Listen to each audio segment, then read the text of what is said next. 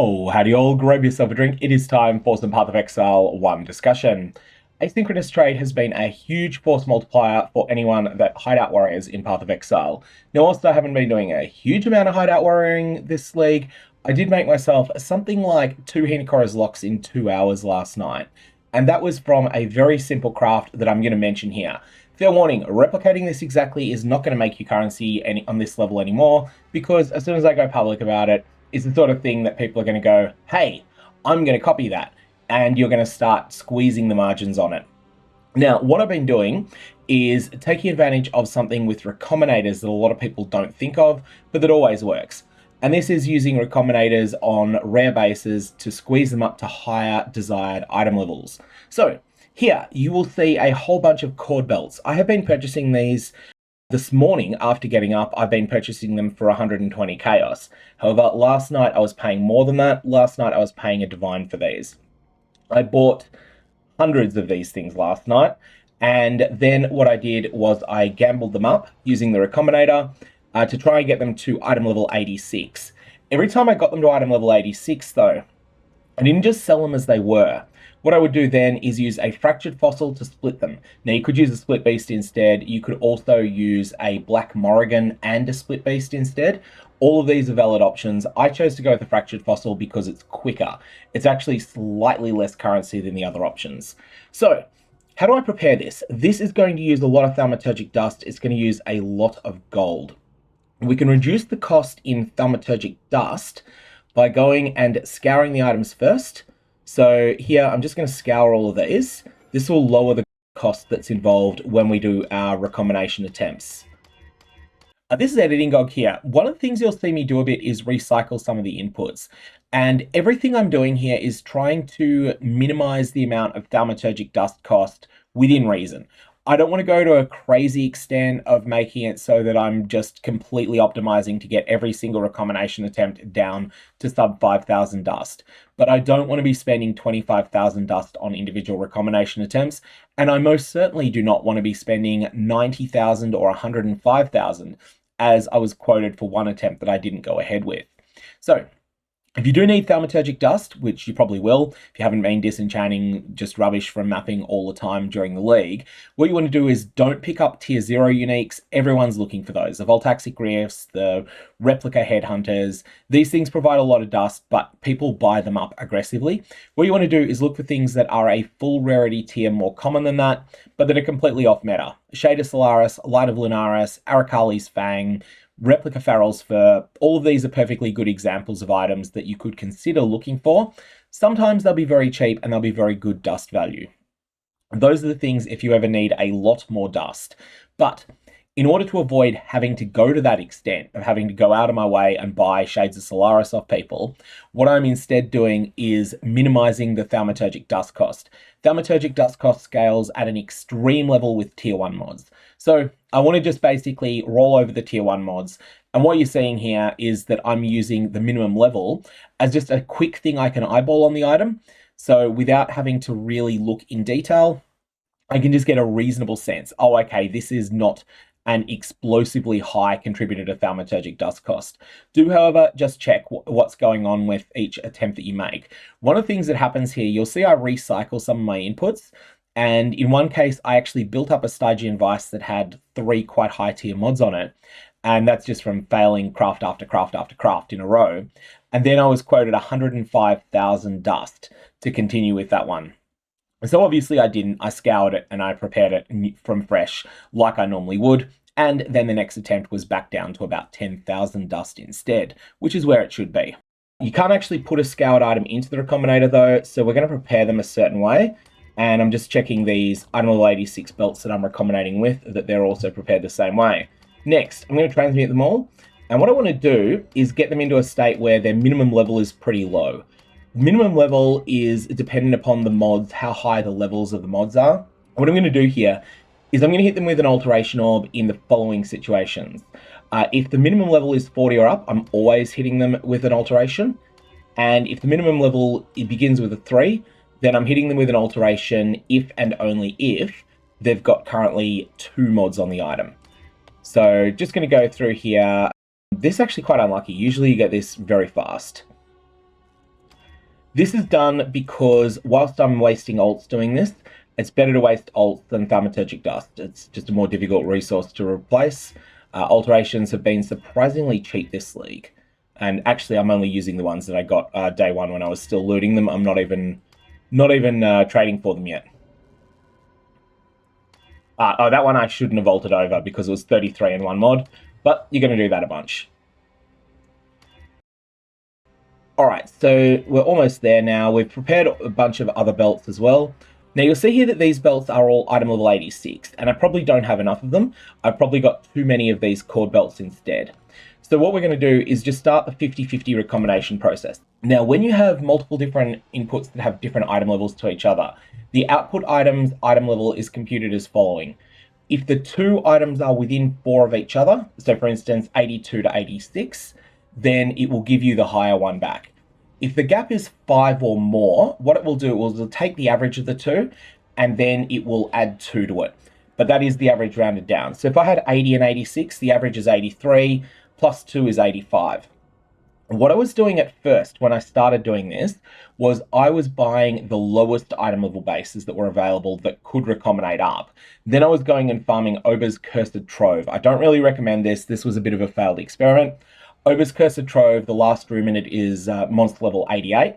And so you can get monster level 88 means that they drop 88, 89, and 90 from the strong boxes in that final room.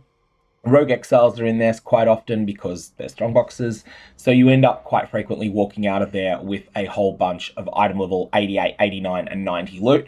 Now your 88s can recombinate with 80s, your 89s can recombinate with 79s, and your 90s can recombinate with 78s. However, this just wasn't scalable, and there's not very many item level 90 items on the market, so I just stopped. I started paying a bit more to get the item level 82 and 83 cord belt bases.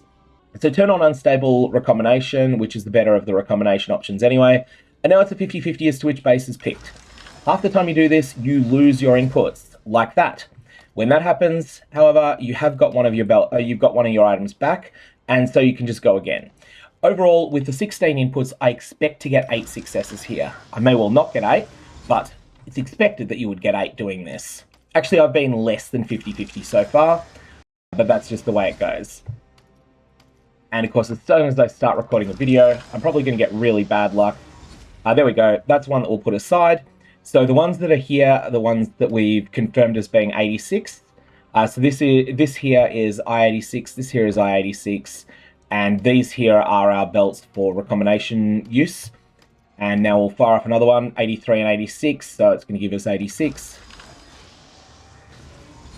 That's a success. And we'll get back to it. We're going to keep going until we run out of one type of reagent, which is probably going to be running out of the I-86 belts. At that point, you'll see exactly what we're doing. I'll then have to go and trade off stream in order to get more of these reagents that we need. That one costs a bit more dust, actually, there. Okay, so at this point, we have prepared 6 of these item level 86 cord belt bases. However, that's 6. We want 12. What we're going to do now is split them.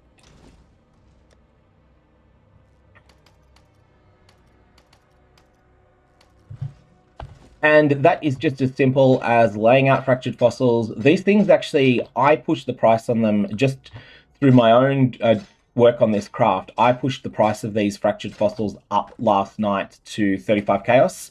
They're back down to something like 20 at the moment. Each time you use a fractured fossil, you will get both the original version and a split version of the item. And both of them will have the split tag, so neither of them can be fractured fossiled again.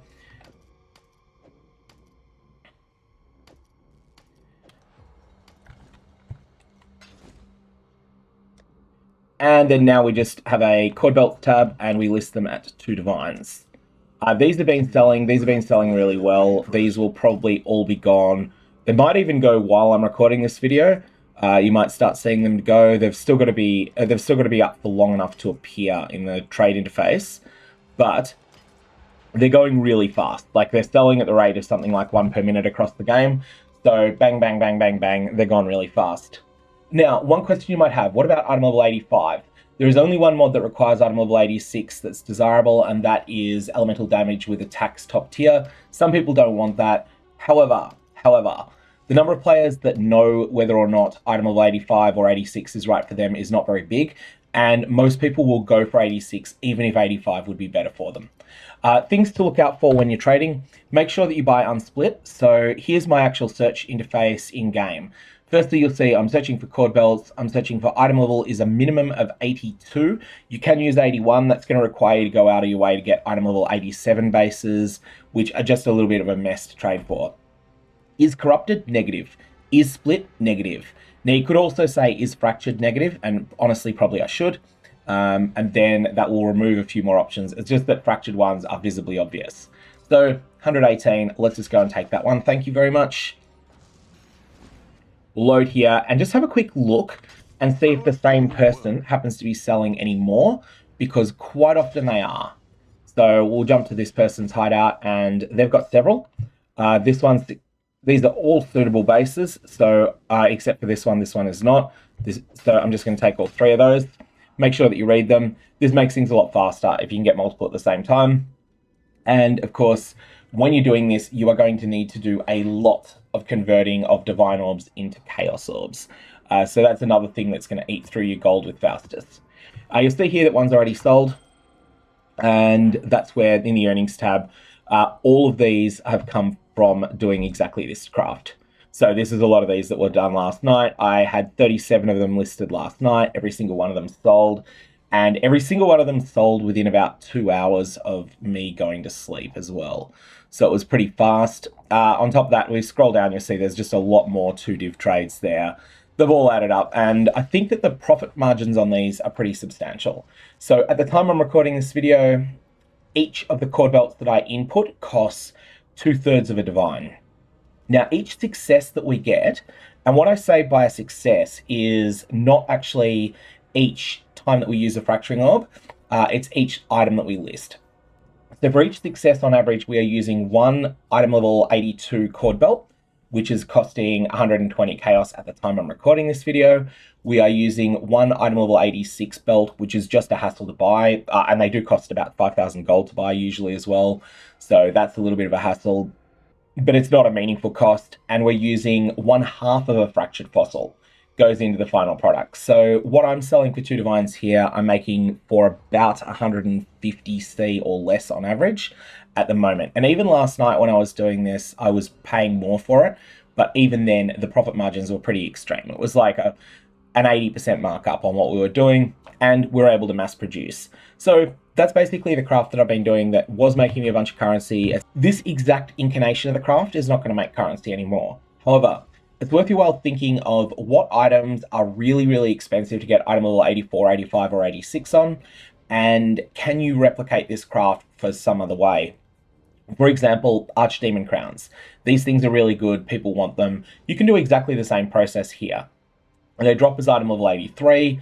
People want them as item level 85 for good reasons. People also want them as item level 86 out of not knowing any better, that the helmets don't gain anything from being 86 over 85. And as a result, you can buy a bunch of Archdemon crowns and potentially do exactly the same thing. And I'll let you discover a bunch of other potential bases you could play around with this on. I'm going to end up exiting this market, but I'm going to leave it there. May your Val Orbs and your unstable recombination have interesting results.